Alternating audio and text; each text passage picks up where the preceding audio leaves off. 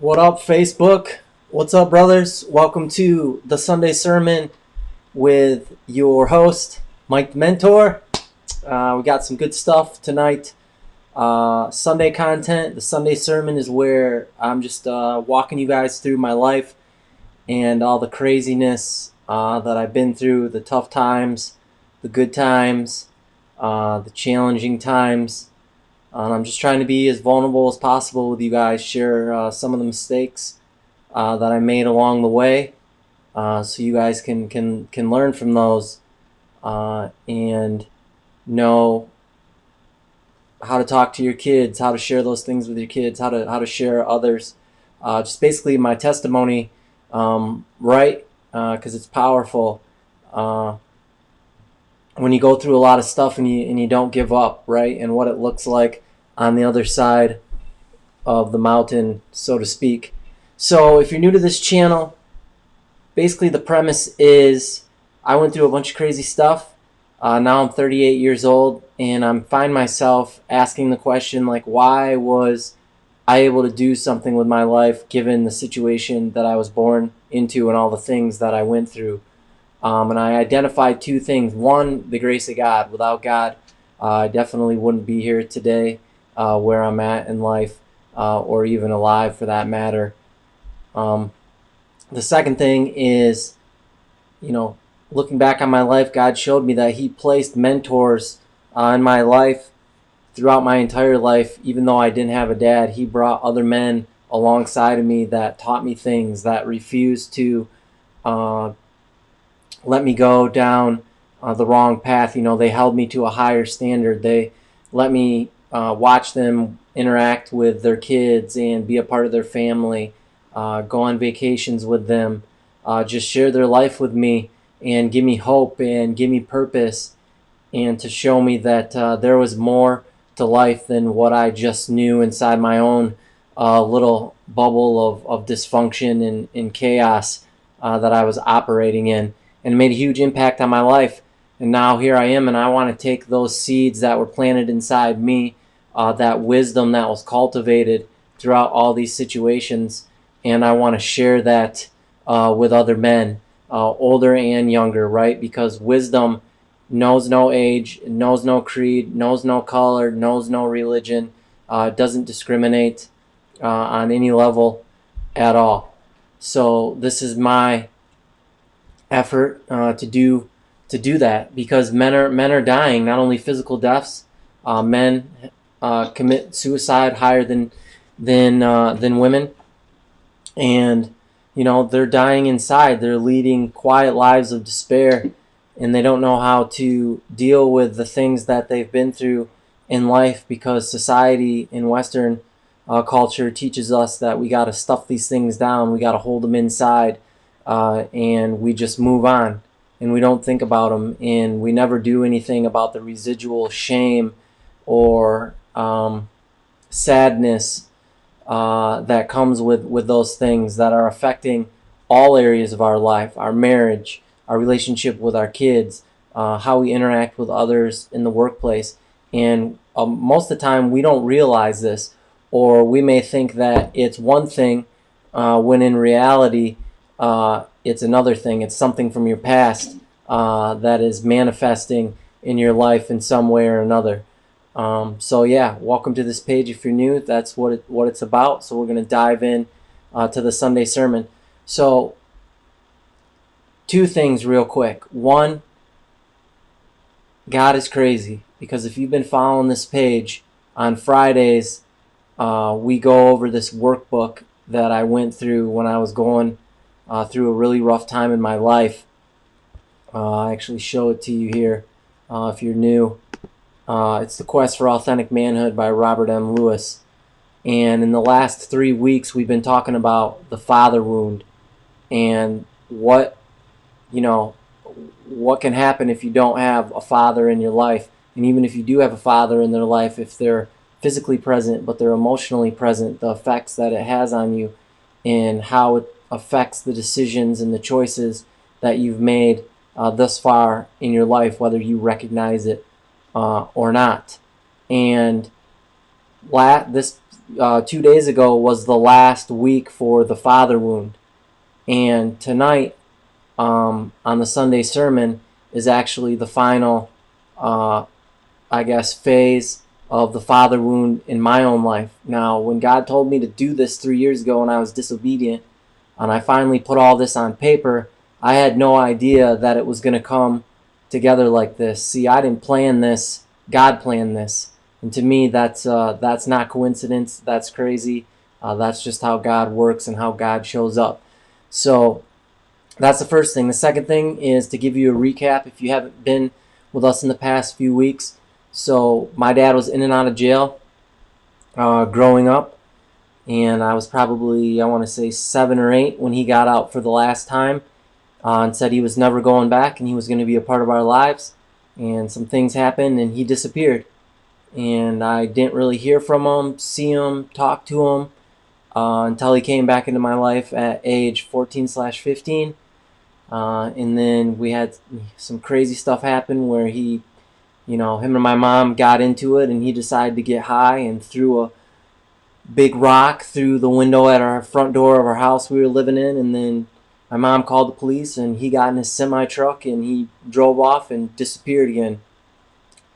He was a ghost. And then he came back into my life when I was going to graduate high school, and he showed up to my graduation, and he talked about the same things. I'm going to be here for you, your sister, your brother. I'm going to be a part of your life. And then as quickly as he came in, just as quick he left again, disappeared. Then 2 years later, my brother unfortunately commits suicide, and my dad shows up, and he's crushed, and he feels remorse and regret and shame for not being there for us. And he says that he's finally turning over a new leaf, and he's going to be there for me and my sister, and be a part, and be there for us and help us with school and all this stuff. But again, he disappeared. So this is where we find tonight's story picking up, is what happened after my brother committed suicide, and I went back to school. Talked about this last week, back to college, and I dealt with the depression that I was feeling, and I had to get back into playing basketball, and how that helped save my life and was therapy for me, and the effects, the emotional effects my brother's suicide had on me, and how that played out. So I'll share my screen with you guys here, and we'll dive into what we have tonight. What was that little message here?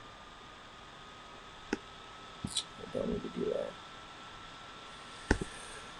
All right. Okay. So that takes us to the Sunday sermon, episode 11, Father Wounds, part 3. So this is a picture from my college graduation. I think in this picture we lined up in this space on our campus called the Quad, which was like an open field area. I'll save the embarrassing story about the Quad. Actually, no, I promised I'd be vulnerable. So the Quad was known for many things. It was known for hanging out. It was, so at the bottom of the Quad, right, it was flat, and then at the top of the Quad, which is basically like a giant hill going up, there was the chapel for our college at the top of the hill. And in the wintertime, lots of kids would sled down it, and didn't have to be a warm night, but on warmer nights, frequently you would actually see college kids being crazy and streaking the Quad. Yours truly participated in that once or twice in college. So there you go. Fun fact about the Quad. But yeah, so I'm on the Quad for graduation. We lined up, and to give you a little a backstory, right? So my brother commits suicide. My dad disappears back into the wind. I go through depression, get back into basketball, work all that out, continue to move on. And here I am 2 years later. I'm going to be the first person in my family to graduate from college. And I think it's maybe a day or two before graduation, and my phone rings from a number that I don't recognize, and I answer it, and it's my dad. And he starts off like most phone calls that he made to me, that he's sorry he hasn't been in touch, and sorry that I haven't that he hasn't spoken to me or written me, but he wants to let me know something.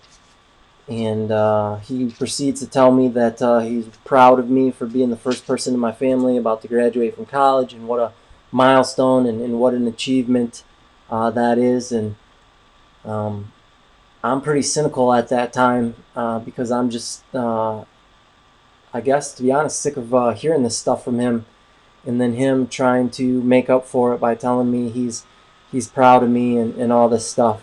I'm 20. How old was I? I'm 22 years old, and I'm just I've had enough. I don't tell him that because I guess maybe because I'm just too nice of a person, but I just let him talk. But inside, this is what's going on in my mind. So he says, "Hey, I'm coming to your graduation. I'm looking forward to it, but I need to tell you something." And I'm like, "Okay, what's that?" And he's like, "When you see me, don't be scared, because I don't look the same."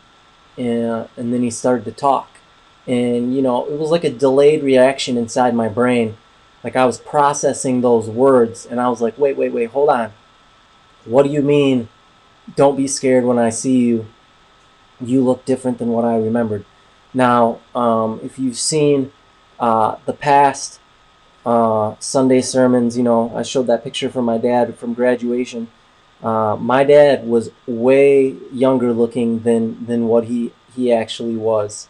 Um, I mean, so much so that's part of why my mom and him got together. Uh, because he lied to my mom about his age, and he could get away with it because he never looked as old as he was. I mean, for as old as he always was, he probably looked, 15 to 20 years younger. He just had those good genes. So I asked him that question, why should I not be scared? And he says, well, I don't know how to tell you this, but I have stage 4 liver cancer. And I didn't understand completely what that meant at that age. I mean, I knew cancer was bad, but I didn't know that there was different stages of it. Uh, you know, um, so immediately when he told me that he had stage 4 liver cancer, in my mind I was thinking, oh, that's, it's probably from all the drugs you did, and growing up. Um, I mean, that's where my mind went. And so I asked him, hey, well, what does that mean? You got stage 4 liver cancer. He's like, well, the doctors aren't sure, how long I'm gonna live, but uh, I'm gonna fight this thing, and then we're gonna see what happens. And then he just went on talking and changed the subject, and maybe 3 or 4 minutes more go by, and he's like, hey, I'll see you at graduation, and then he says good. We say goodbye. So fast forward 2 days, graduation comes down, and we're in the quad, and we walk out to all the people in the crowd that are there to take pictures like this, and the stage was at the bottom of the quad. So when you stood on the stage, you looked up towards the chapel, and you could see all the people out there. And when I stood on the stage, I was looking around to see if I recognized anybody. And I remember seeing this older gentleman, this older black gentleman, walking down the stairs, because when you looked up at the quad on the right side, there were stairs leading down by all the classroom buildings, and on the left side, there was some stairs leading down to the cafeteria. And so coming down the right hand side, I saw this older black man dressed in this tan suit, and he had on this hat, this fedora, And my dad was always a very dapper dresser um, in life. But because of where it was, I couldn't really tell or make out the guy's face. There was just something familiar about this person coming down the stairs, and they were using a cane to come down as well. So that probably happened for 2 or 3 minutes of me looking, trying to see if I could identify who this person is, and then I just got distracted and caught up in the events of the graduation. So graduation comes, they give us our diploma, all that good stuff. We throw our hats up in the air, and then afterwards we're standing around taking pictures like this one. So these are my roommates at college, my roommates, and actually 4 or 3 of my basketball teammates from college.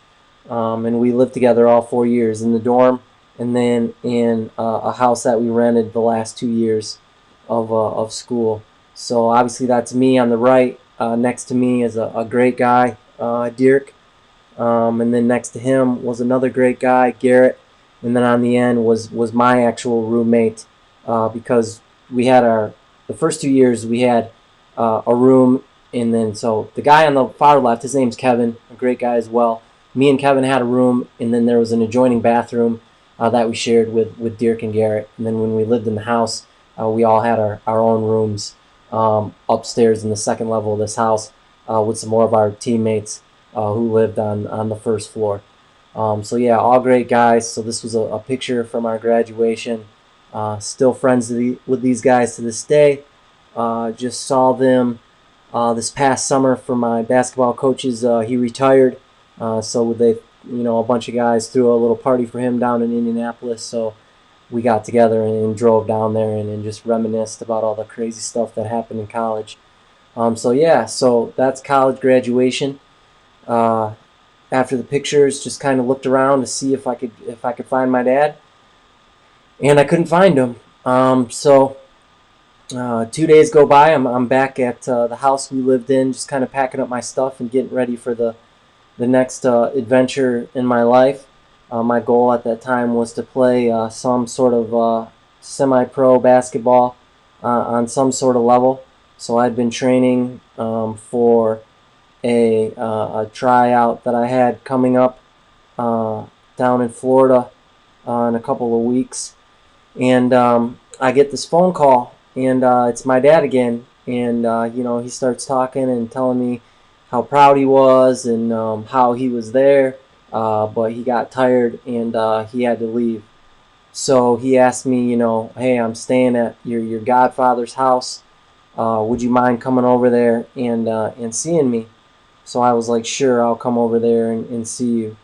So I make the drive over to my godfather's house and knock on the door, and my godfather answers, and I ain't seen this dude in, 20 something years. Uh, and so he's making a little bit of small talk with me, and then points me to a door and says, yeah, your dad's out in the balcony out on this door.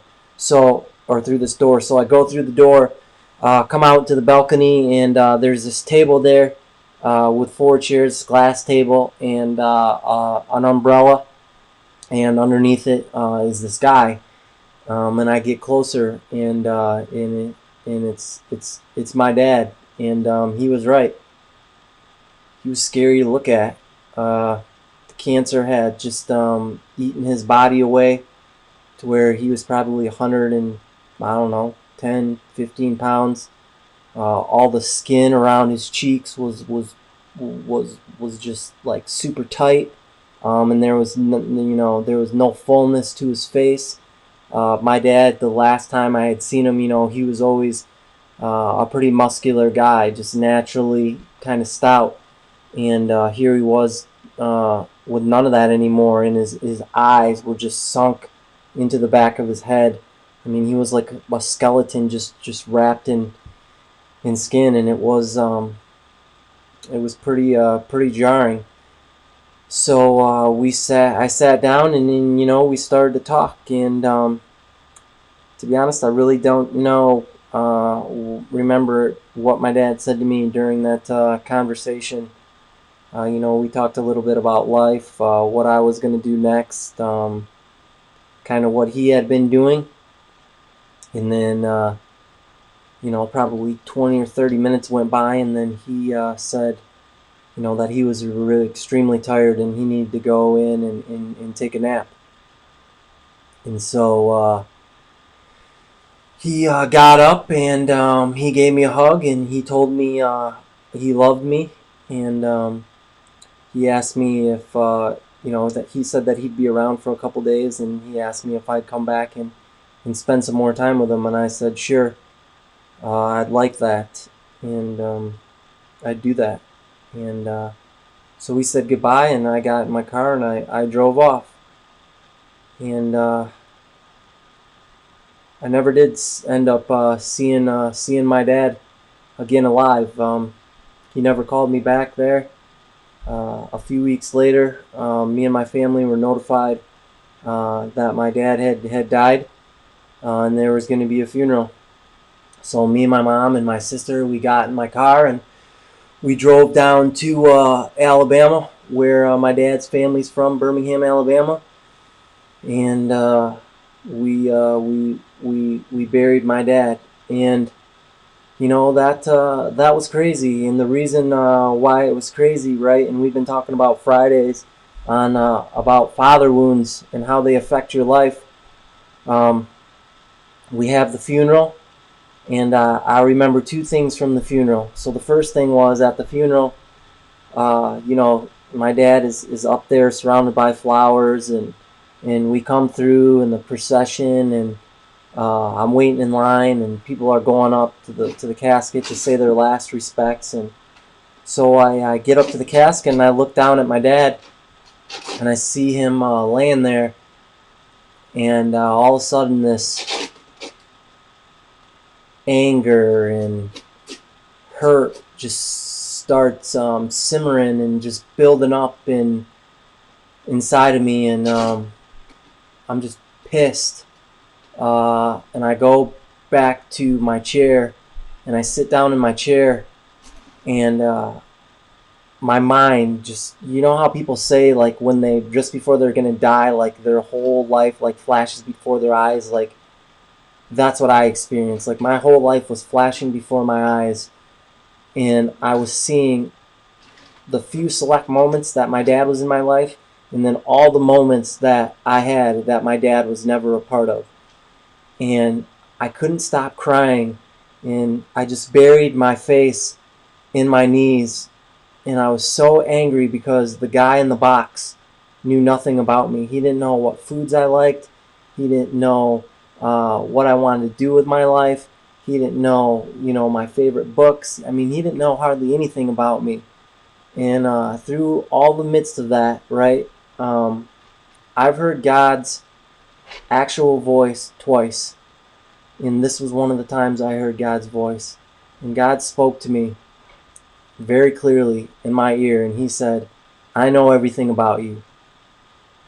And I just felt this peace come over my entire body, this warmth, this love, this feeling of being proud, and I just stopped crying, and I was okay with it. I was okay with my dad being dead and him not being in my life, and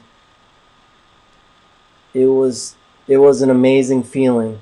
So that was the first thing I remember from the funeral. The second thing I remember is, right, I'm 22 years old, and I'm the oldest, right, the firstborn son, the heir to whatever my father has. So after the funeral, before the actual procession takes place to go bury my dad at his final resting spot, the funeral director calls me and my uncle, my dad's brother, in to the back room, where he proceeds to hand me a box with my dad's final possessions, which are his wallet,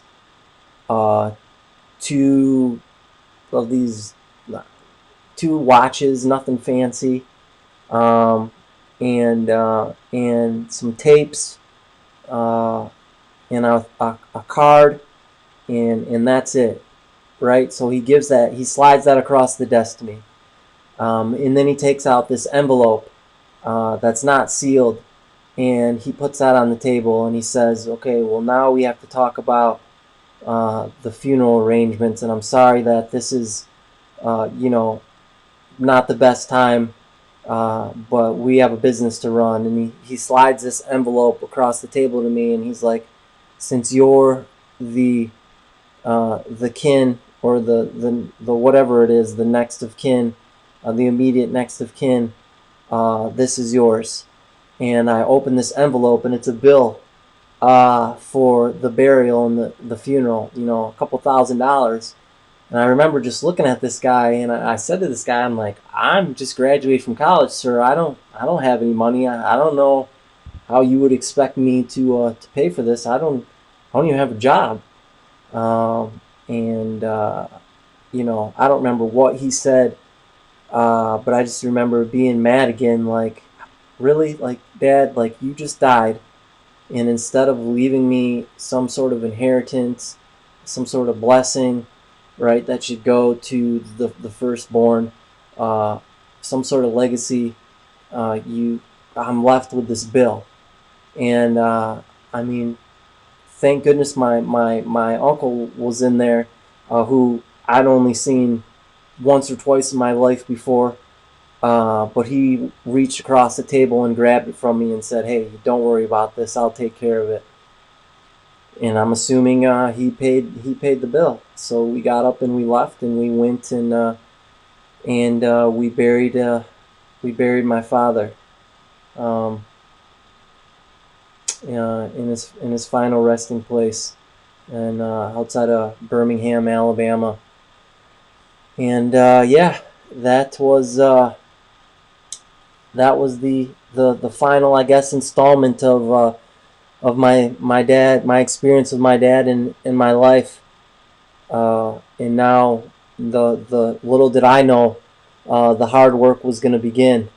Not immediately, but some years later, I was going to have to revisit all of these things, and deal with a lot of unfinished business that came from my father's death, and not getting the father's blessing on my life, in what that should look like. And that didn't happen until I was 36, right? That I finally faced these things and dealt with them. And if you can relate to something like this, right, where your father was absent, and he didn't leave you with an inheritance, he didn't leave you with a positive legacy, I'm here to tell you that you can change that. You can change that for your life. You can change that for your kids' lives. You can change that for your grandkids that you either have or don't have. It's never too late. You can change your family tree, because that's what I've been doing, and that's what I'm doing now. It's not going to be easy, but it's very doable. And those are the type of things that we talk about every week on this page, on Man Up Fridays, where we go through the authentic manhood. So if that's of interest to you, I invite you to join me and the other brothers that participate on this every Friday night, generally around to 9:15. So I want to thank you guys for your time tonight, for listening to my story. If you know another brother that's just, maybe he's struggling in his life, maybe he's not struggling because you wouldn't know, because he's not sharing it with you, but you find what we're doing on this page valuable, and you want to be a good friend, invite him to check this out, right? Because I'm not doing this to get famous. I know I say this all the time.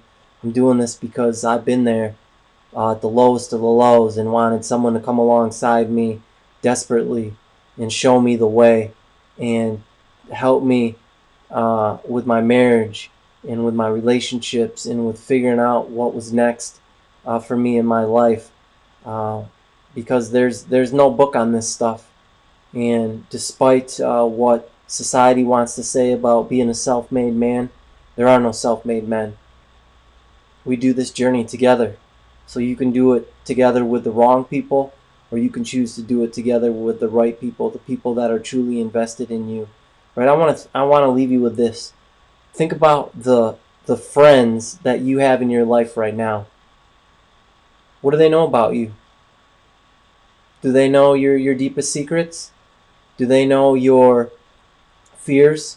Do they know what you struggle with on a daily basis? I want to suggest to you that if they don't, are they really your friend? What kind of friendship is that? So I'll just leave that there. Uh, thanks, Clay. Appreciate that, man. um, yeah, I'll leave that there. And I love you guys. If you need to talk somebody to talk to who's not going to judge you, so you can get something off your chest, because there's freedom in that, bringing that to light, send me a private message. I'd love to make a time for us to get together and just hear what you got to say. Just love you for who you are, and help you any way that I can. So we'll see you tomorrow night for My Life Monday. Get some sleep, and God bless. Have a good night.